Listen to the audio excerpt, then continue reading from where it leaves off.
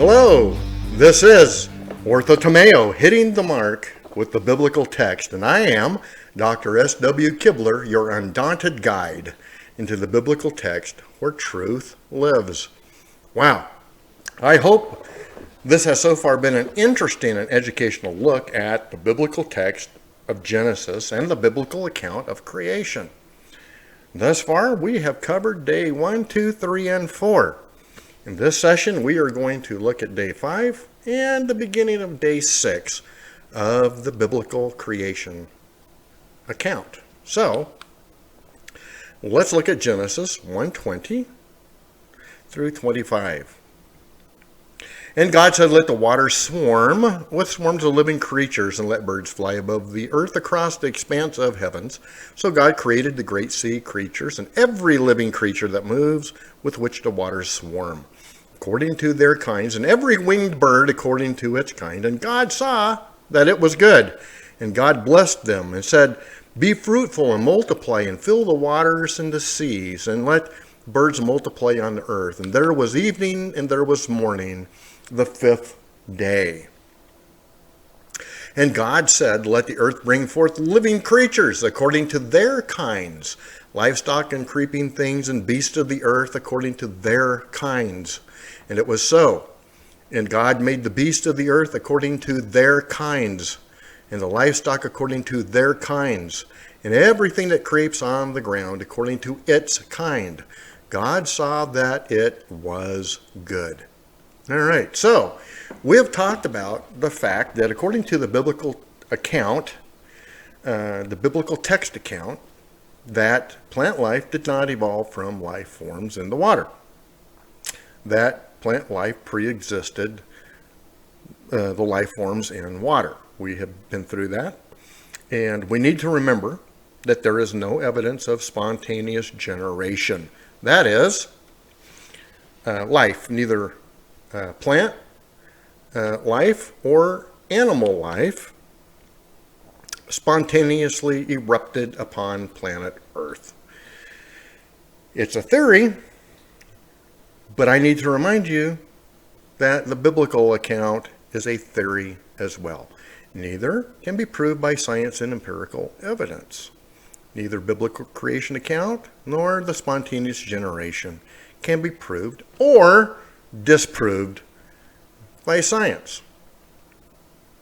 In fact, in a major way, spontaneous generation is in direct conflict with true science.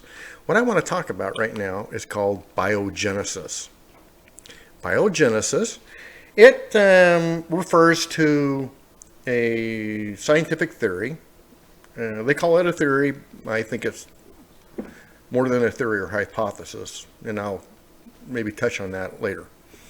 That living things come from other living things. I mean, we can see that. If you've ever had a pet that got pregnant, you've seen it, right? And that is this. You have a horse, and it's impregnated by another horse, right? You have a female horse gets pregnant by a male horse, and a fetal horse starts developing in the womb of the female horse. And as long as she stays alive, in due time, a baby horse is born, right? And that is biogenesis. Life begets life, and life begets life after its own kind. Now, this idea, this reality that we see happening is biogenesis, and that's what has given rise to cell theory and life theories, and the practice of medicine is based on this biogenesis. It reproduces itself. So we see that that is a reality that we deal with every day. The principle that life begets life, right? And it has to come from life. Even if it's not good, it still comes from life. That has been illustrated many times. So we have an evolutionary theory that life can and did spontaneously arise from an inorganic, non-living hodgepodge of things, right? That's called abiogenesis. It's the opposite of biogenesis. Biogenesis is life begets life. Abiogenesis is the non-living gives birth to living, or creates living. This concept, this idea, theory of spontaneous generation, really has its origins way back in ancient Greek philosophers, if not before. But we know the Greek philosophers, a lot of them held to this abiogenesis. And whether that's abiogenesis or you choose spontaneous generation, whatever one you want to choose, that it clearly says that life comes from non-living things. And it kind of seems hard to believe, doesn't it? That life can come from something that has not life itself.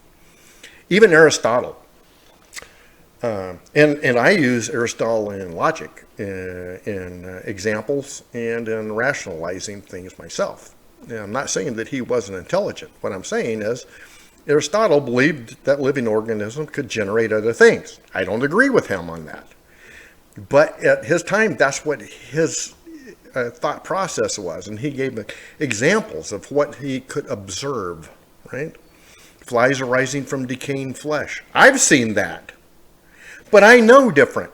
I know it's the larval stage, right? The flies, they lay eggs and turn to larvae, and then they turn into flies, and they fly out of the decaying flesh, or cow manure. I mean, it's just the way it is. But it's not something inorganic giving life to something that is organic. It's not the same. But that's the way it looked, right?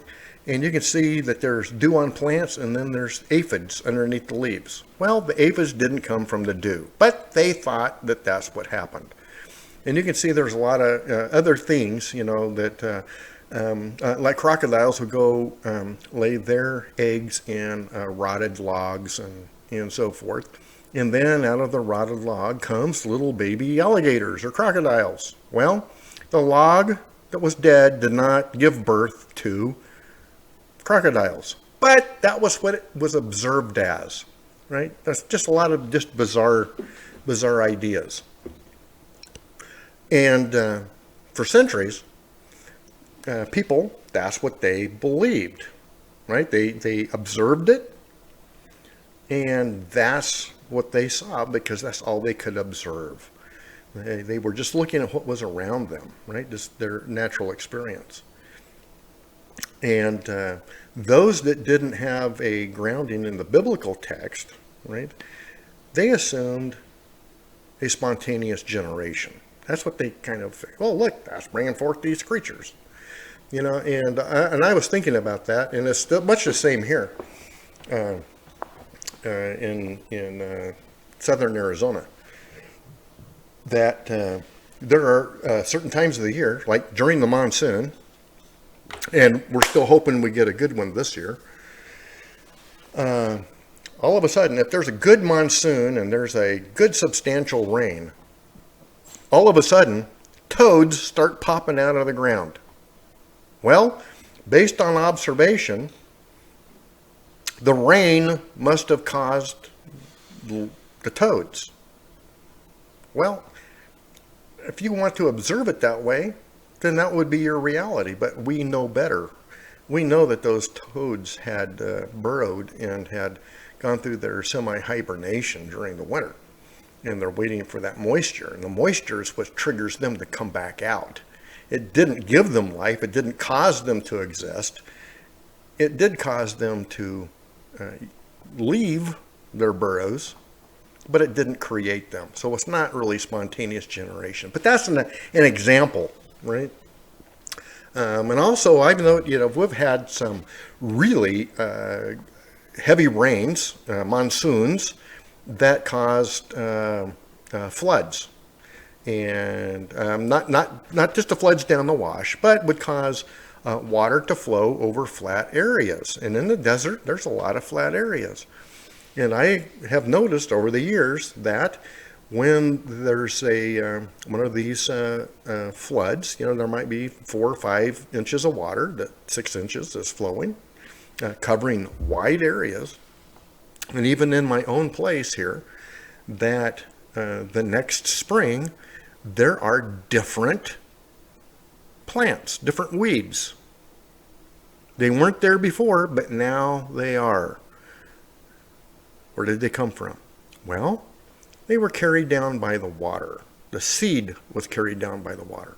The water in the new soil that it may have brought did not generate new life. But by observation, in uninformed observation, you might think that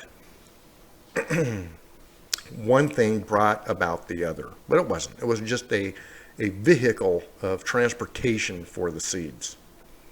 Right? So those are kind of examples. So they used to believe, right, that these things that had not life could bring forth new life. That's called spontaneous generation. But I think that we can move beyond that. So there are a lot of examples. But people had to, by faith or by their own understanding, they had to accept and support, and that's what they did, those theories. Now, few who hold to abiogenesis or spontaneous generation today really want to acknowledge that theory or ideas based on ancient, uninformed, non-scientific a premise, right? Because it's hard, it's difficult, it's impossible to prove that non-living produces living, right?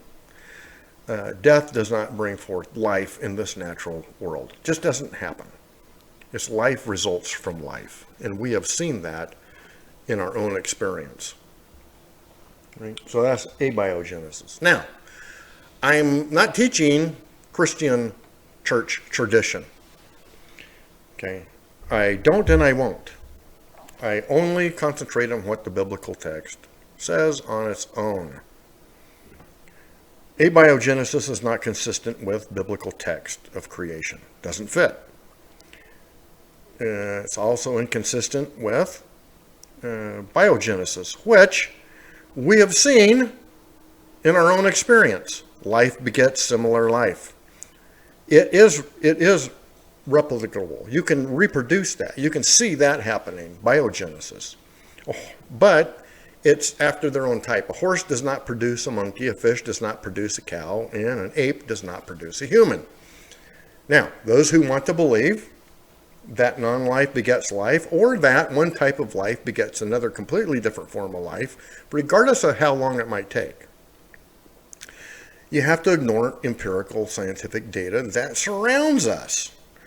And they have to place their faith in what they want to believe, even if it has its roots in an informed ancient theory. So they do, and that's fine.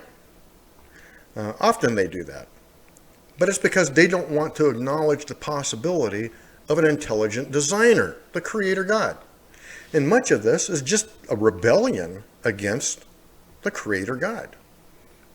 They choose to believe a theory that cannot be proved in order to reject another theory that they do not want to be true. Now, I want to be clear. I know many individuals who believe in spontaneous generation, abiogenesis, Darwinism, evolution, and so forth. A lot of them are very nice people. They're very well educated, and many of them are very, very intelligent. It has nothing to do with education or intelligence. But there are also many who hold to creationism. That is intelligent design. That is the biblical text and what it tells us about creation. They're also very well educated, intelligent. And I have found, through personal experience and also testimonies from others, that if one believes in intelligent design, creationism, so forth, they are ostracized by those who hold to evolution or spontaneous generation, abiogenesis, Darwinism. They're ostracized even if they have the same education from the same academic institution. So it's not a matter of intelligence, it's not a matter of education, It's a matter of belief. See, they consider they're weeding out opposition or getting rid of dissenters. And today it seems that science is dominated by those. Yeah, it's really split science. But those in the scientific community, it seems that their goal is not so much about discovering truth, but about protecting a perspective, even if it includes discounting data and evidence that doesn't support, right, their own view. But that just seems to be the way that it is. So, I'm going to speak to you now, something that I discovered, and I want you to just let me finish before you throw a conniption fit. You can see this on the screen here, and it says, the biblical text does give evidence of a type of abiogenesis. Now, I just spent a lot of time saying abiogenesis is not possible, but if you listen, and go back and listen, I said in the natural realm, right, in this natural existence. And I say that I discovered this, and that's because I discovered it through my own study of reading, but not reading that somebody else has said this. It just is something that struck me, and that is, well, I'm going to tell you, but I'm not saying that somebody else hasn't said this already or seen it. I'm just saying that I haven't seen anybody who has said it. So I'm going to say it, okay? And that is this. The biblical text does give evidence of a type of abiogenesis. And many Christians miss out noticing, but many non-Christians who believe in evolution and spontaneous generation, they reject this type of abiogenesis. Okay? And this is what we find in the scripture. So I think it's interesting that what the biblical text says about abiogenesis, that there is a support for a type of abiogenesis. And remember, abiogenesis is something that does not have life, giving rise to something that is new, different, and has life. Okay? Okay, but that's rejected. Even though it might be in the biblical text, it's still rejected by those who promote abiogenesis. Right? So they reject the biblical text because they are rejecting the Most High God of the biblical text. So here we go. We're going to read now from 1 Corinthians 15, verses 35 through 41. And it reads this way. But someone will ask, how are the dead raised? With what kind of body do they come? You foolish person, what you sow does not come to life unless it dies. And what you sow is not the body that is to be, but a bare kernel, perhaps of wheat or some other grain. But God gives it a body as he has chosen. And so each kind of seed has its own body. Right? For not all flesh is the same, but there is one kind for humans, another for animals, another for birds, and another for fish. There are heavenly bodies and earthly bodies, but the glory of the heavenly is of one body, and the glory of the earthly is of another. There is one glory of the sun, another glory of the moon, another glory of the stars, for star differs from star in glory. Now, the biblical text declares that life from non-life, right, is possible and is demonstrated through the resurrection of Yeshua, Jesus the Christ. You remember, in the scripture, it tells us that historically, that this one known as Yeshua, the Messiah, was crucified, died, buried, and rose to life on the third day. And that those who placed their faith in him, that promise of a resurrected body and life is made to them as well. The resurrected body is different from the body that once had life and died. That's really interesting, isn't it? What we have to look at, though, is the new life, right? This is the great difference. The new life, the resurrected life, is not generated from the dead, but from the living God himself. It is his life, not the dead, that allows life after death. So you cannot escape God. It's just impossible. I believe that this idea, right, that there was life that was given to non-life. It's the same kind of, it's a new creation of an individual, that they are given life after they have died, right? This is how life was begun. Non-life was given life. It's a type of divine supernatural abiogenesis, if you will. Direct creation and the giving of life from the author of life. This biblical text in 1 Corinthians we saw also demonstrates the biblical perspective that one type of life does not generate another type of life. It says that, for not all flesh is the same, but there is one kind for humans, another for animals, another for birds, another for fish. So, I'm not going to spend a lot of time on this. If you're interested, you'd like more information, please look for my other YouTube channel, The Cosmic Bible, God's Word for Today and Beyond.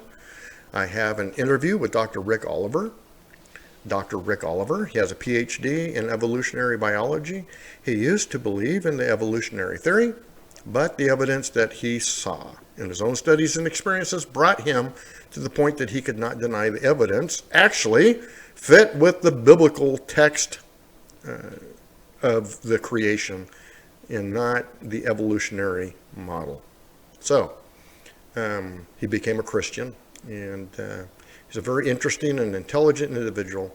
And in this interview, he shares about his PhD in evolutionary biology as well as his master's in geology and what he actually has seen when it comes to the dating of items, rocks, whether it's the carbon dating or radioactive dating or whatever. He's very interesting, and you can find that. And I looked this up, and all I typed in was interview with Dr. Rick Oliver.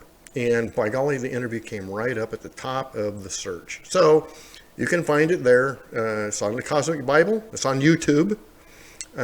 You type in science in the Bible, what you're not being told, and it'll come up. Or an interview with Dr. Rick Oliver, it'll come up. Or just look up under my name, Dr. Steve Kibler, PhD, or Dr. S.W. Kibler. So I encourage you to look for that if you have not already seen it, because he does. It's an hour and a half of information, so it's pretty inclusive of a lot of things, and it's very, very informative. All right.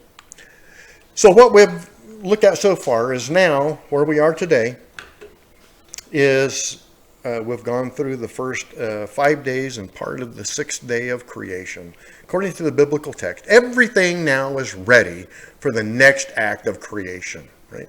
The earth, its environment, everything is ready for this next piece of the biblical text, which is the making of humankind. Now, as we go into this, we need to remember that the same evidence is used for the generation of humankind as it is for other life forms. Remember the difference between biogenesis and abiogenesis, right? Spontaneous generation as opposed or versus direct creation, intelligent design, right? That God gave life. Non-life didn't bring life, but life brought life. And with humanity, we will see that it was a like life. But we're going to get into that later. And we're going to spend a substantial amount of time looking at the next several verses and other verses that deals with the creation or formation of mankind. It potentially will blow your mind and potentially cause you to have what I often refer to as a faith shake, that is a crisis of faith. Because what the biblical text actually says may be different from what you may have been taught in church, Sunday school, and even if you went to Bible college and even seminary, because remember, what we're looking at is not church tradition. We are looking at the biblical text, what it says, and it stands on its own. If you haven't realized by now, the biblical text is more important than church tradition. And if our church tradition does not include all of the truth, then that tradition probably is not worth holding on to. I personally choose to stand on the biblical text and to teach the biblical text. So I hope you appreciate that.